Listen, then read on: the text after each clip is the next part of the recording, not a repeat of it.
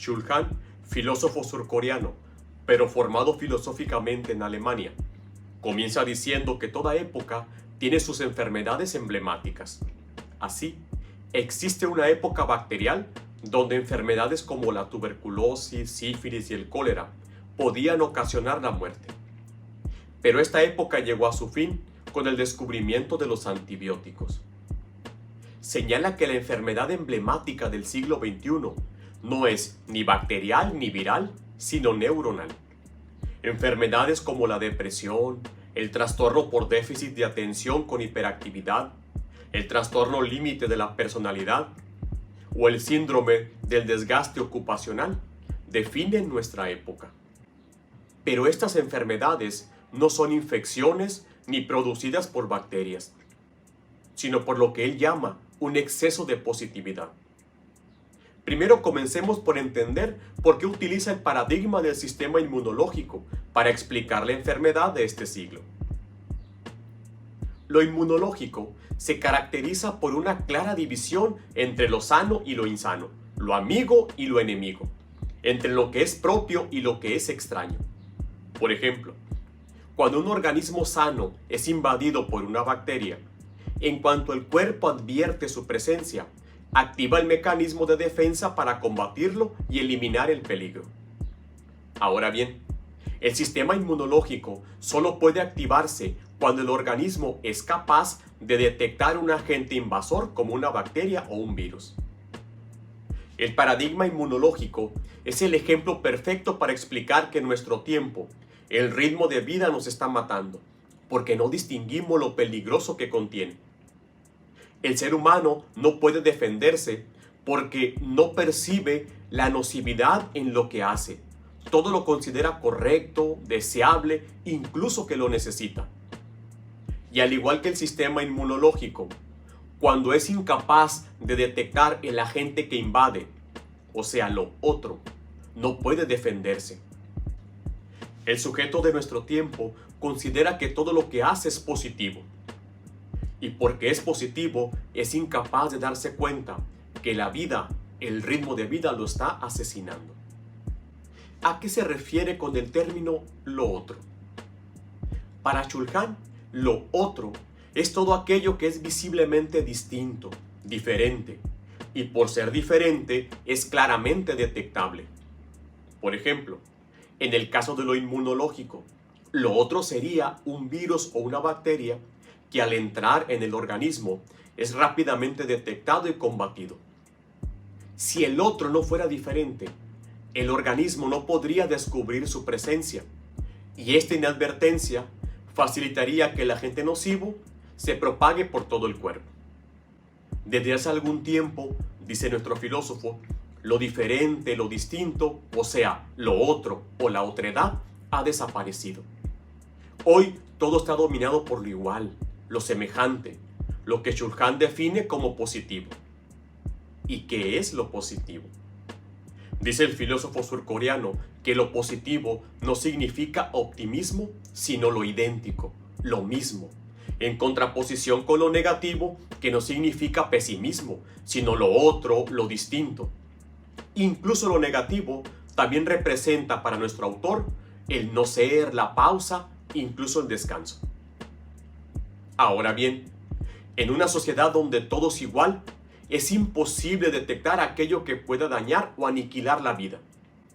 En otras palabras, el organismo es incapaz de detectar la presencia invasiva del agente porque no distingue la diferencia entre lo que es él y lo que es invasivo, entre lo que es bueno y lo que es malo.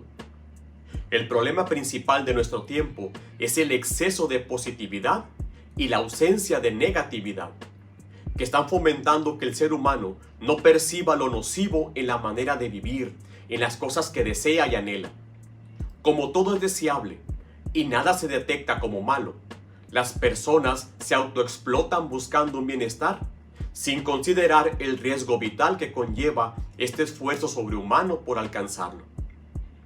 Esta positivización del mundo se ha convertido en una nueva forma de violencia, que no es privativa, sino exhaustiva.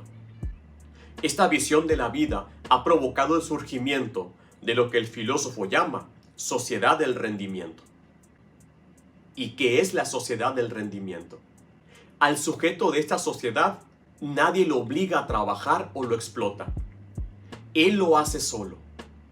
Como el otro ha desaparecido y es incapaz de detectar lo nocivo en las cosas que el mercado le ofrece, él solo se autoexplota para conseguirlo. En una sociedad donde se promueven estándares de belleza inalcanzables o niveles de vida glamurosos, el sujeto desgasta su vida en fábricas, gimnasios, oficinas y grandes centros comerciales. El individuo se autoexplota a sí mismo para alcanzar este modelo de vida y es incapaz de detenerse porque todo lo ve como positivo, como alcanzable. Él siempre puede más, él quiere más, él necesita más. Esta presión constante por el rendimiento provoca depresión por agotamiento. Visto así, el síndrome del desgaste ocupacional pone de manifiesto un alma agotada, quemada. Lo que enferma en este tiempo es el imperativo del rendimiento. En la sociedad tardomoderna, el hombre se explota a sí mismo sin coacción externa. Él es al mismo tiempo verdugo y víctima. Un fenómeno que muestra el retroceso de la sociedad actual es la aparición del multitasking, que consiste en llevar a cabo más de una acción simultáneamente. Esta multiplicidad en la atención es un síntoma de regresión, ya que el multitasking es propio de los animales.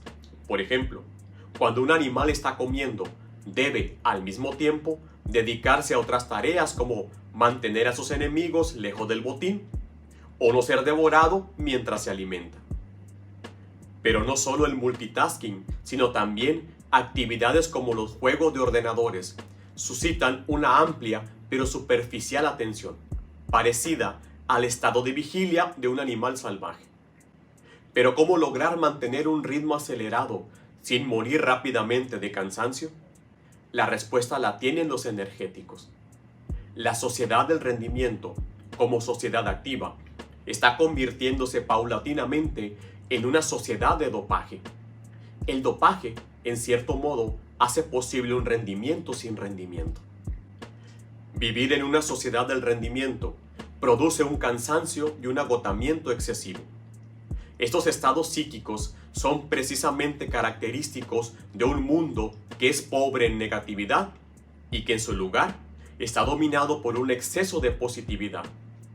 El exceso del aumento de rendimiento ha provocado un infarto del alma. El cansancio de la sociedad del rendimiento es un cansancio a solas, vacío, un cansancio que se cansa solamente por cansarse. Ante esta situación hay que recuperar dos cosas importantes: la atención profunda y la contemplación. Los logros culturales de la humanidad se deben a una atención profunda y contemplativa. La cultura requiere de un ambiente de atención profunda. Además, contemplar significa acostumbrar el ojo a mirar con calma y con paciencia. Este aprender a mirar constituye la primera enseñanza preliminar para una espiritualidad. Para Chulcán, la sociedad actual está matándose a sí misma, cansándose a sí misma, autoexplotándose por lograr cosas que en el fondo no necesita. Recuerda, una síntesis es buena, pero siempre es mejor leer el libro.